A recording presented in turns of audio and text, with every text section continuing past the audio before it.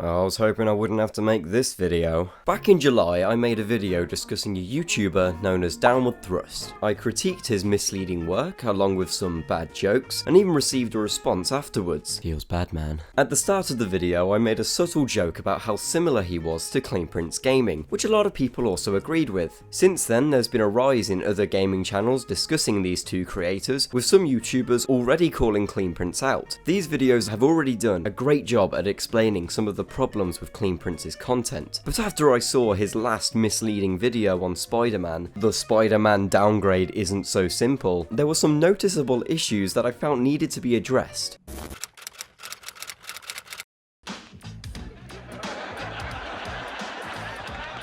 CleanPrinceGaming is a channel that creates video essays that are intended to open conversations about gaming controversy. But in this genre, there are certain expectations from creators. Little things like, I don't know, fact-checking, researching, actually playing the damn game yourself. And on CleanPrince's channel, along with his video essays, he also has a weekly series which is a discussion or conversation video. However, it's pretty difficult to identify which of his videos are essays or conversations when all of the thumbnails, titles and descriptions are completely indistinguishable from each other. I also don't feel like this really deserves to be labelled under documentary or analysis when nothing in the video documents or analyses anything.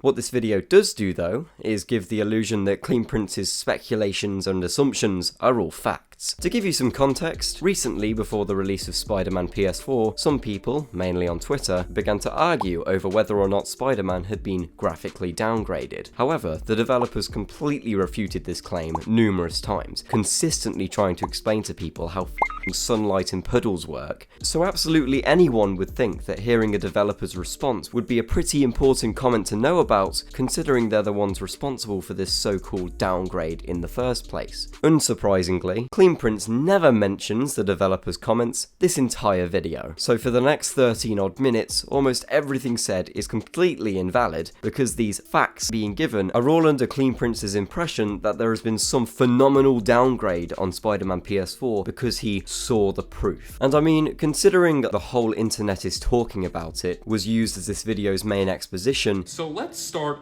with, I think, the most dominant thing happening in gaming right this second, the thing that most people are talking about, the thing you're seeing on Twitter every 10 seconds, the thing you're seeing all over outlets and forums and blogs. Did he not think maybe the developers themselves would have spoke about it too? And it's not as if he's happened to miss these responses by a day either. On the same day he uploaded his video, there had already been multiple other popular videos posted about the dev's response, along with the fact the response was posted over a week before CleanPrince's video even went live. I guess he must have got distracted whilst he started comparing this Spider-Man gameplay comparison to Ubisoft's Watchdogs. Spider-Man got hit with a pretty heavy downgrade. And when I say heavy, I mean like a really drastic downgrade. In fact, it's close to as bad of a downgrade as the thing that started this downgrade trend in the first place, which was Watchdogs way back then, and that gigantic downgrade and Ubisoft beginning this trend. Am I really expected to believe that this change in puddle texture and some slight changes in lighting are comparable to this?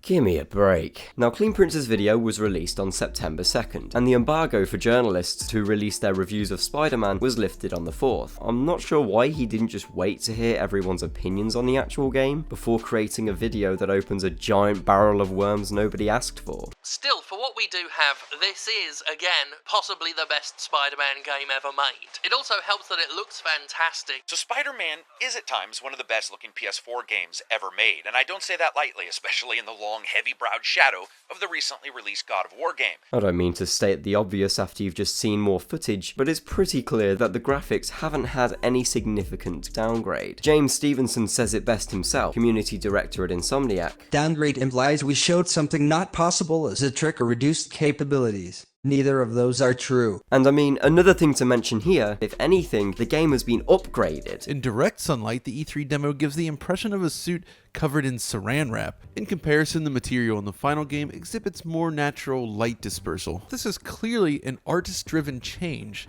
not a technical one made to save on performance. I don't know about you, but I think I'll take this information from these credible sources, from people who have hours of experience in the actual game, rather than an incoherent rant from someone who's jumped the gun and joins the downgrade bandwagon way too soon. Downgrading your game is not the worst thing that you can do. I think the worst thing you can do is create a bad game.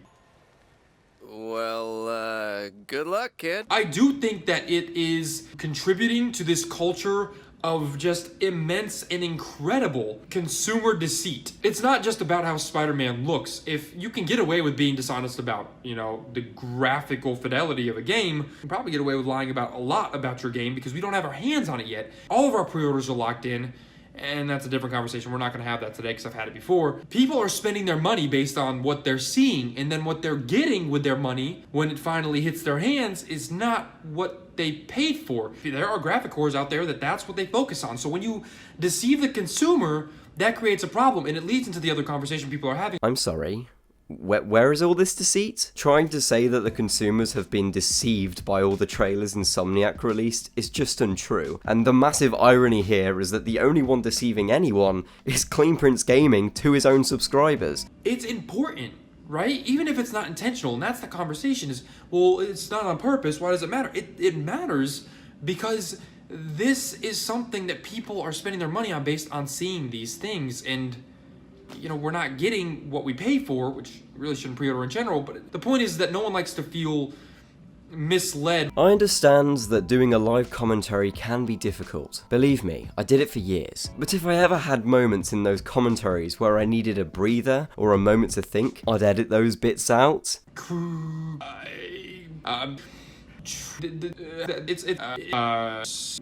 So to speak. And that's interesting. If this is how conversations work with CleanPrince, I think if I met him I'd be worried he was going to shit his pants mid-conversation. Now I really tried to invest myself into this video, but it was just so difficult to because the whole time he was talking off the top of his head, and throughout you can just tell by how he struggles to talk about the simplest thing. It feels like I'm listening to an AI robot trying to fit in with humans. And I don't want to come across as too harsh, but come on man, even conversations need some type of structure, and I feel like this is something that kind of comes naturally when you actually research and look into the topic you're talking about. Around the 6-minute mark, he goes on to his second point. If Spider-Man was a free-to-play game, I'd be like, alright, whatever, but it's not a free-to-play game, it's a $60 game, and that's that. But the second issue, but it is important to talk about this as well, because it comes back into play with Spider-Man. Which is very interesting, I think, that both of these problems kind of cropped up at the same time and interplay with each other, and that's Battlefield. And it's weird how these two things have started a conversation amongst each other because they're so different, but Battlefield was recently delayed. Yes. This video titled, "The Spider-Man Downgrade Isn't So Simple, a Superhero Change," out of the blue just turns into a discussion about Battlefield 5, because I guess the back-to-back videos he did on it last week weren't enough. And it's weird how these two things have started a conversation amongst each other because they're so different, but his justification for talking about the Battlefield delay is because apparently it raises the discussion. Again, how many conversations and discussions are being raised this entire video? And it's weird how these two things have started a conversation amongst each other. 2 very boring minutes later. With that being said, Spider-Man is a different story. What? 2 months, guys, is not going to turn that game from what it is now to what it was at E3. And granted, we don't know why the downgrade occurred, but that is probably, you would have to assume, half a year, maybe?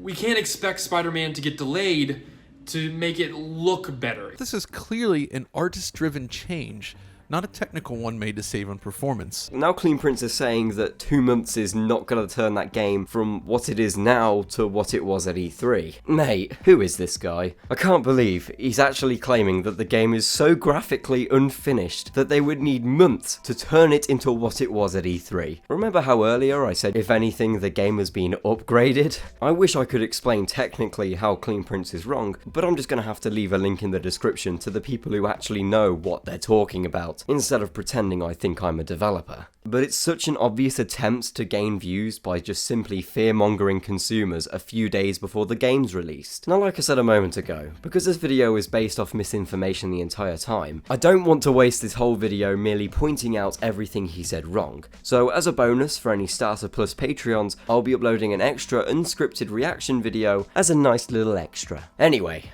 I think that maybe it's time for CleanPrinceGaming to take a page out of his own essay. Here is the best piece of advice I can give anybody, especially in the gaming sphere or film sphere. Only write what you know.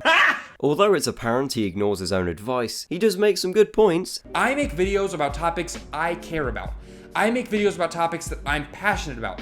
I don't want to write things or create things about things that mean nothing to me. Because A, that's not fun, and B, the quality will reflect that. I'm really curious as to how many people don't care about the downgrades, or how many people just don't bother with it. It appears my lighting is going on me in the middle of this video. I apologize. But yeah, I want to know what you think about downgrades. Some of the other videos speaking about CleanPrinceGaming I mentioned earlier have proven how the gameplay footage he uses isn't his. It's just so obvious that this guy, he does not play The Division. Every single piece of footage that he uses in his videos is footage that he straight up ripped from other channels. Then he's hiding someone else's watermark in the top left corner of the screen. I don't know if he noticed, but it always says the name of the player in the top right corner, like as a small watermark as well. So how does he expect us to trust his opinion as a gamer? CleanPrince is surely aware of this controversy, with many viewers and fans questioning him in his comment section. It's important to read the comments. It's important to engage with your community. It's important to develop a community.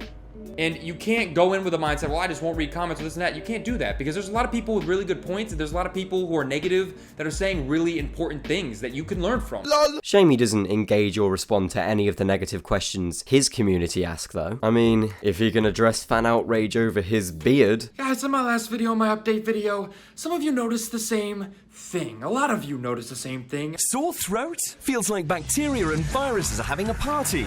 You need strepsils. And a lot of the comments were, your beard's terrible again. You better stop! Surely he can answer some genuine concerns people have over the authenticity of his content. And that brings me to the final part of number 5 here. And that's simply, now is not an awesome time to start a YouTube channel. Kind of a crappy time to be a gamer. I make the content that I would want to watch.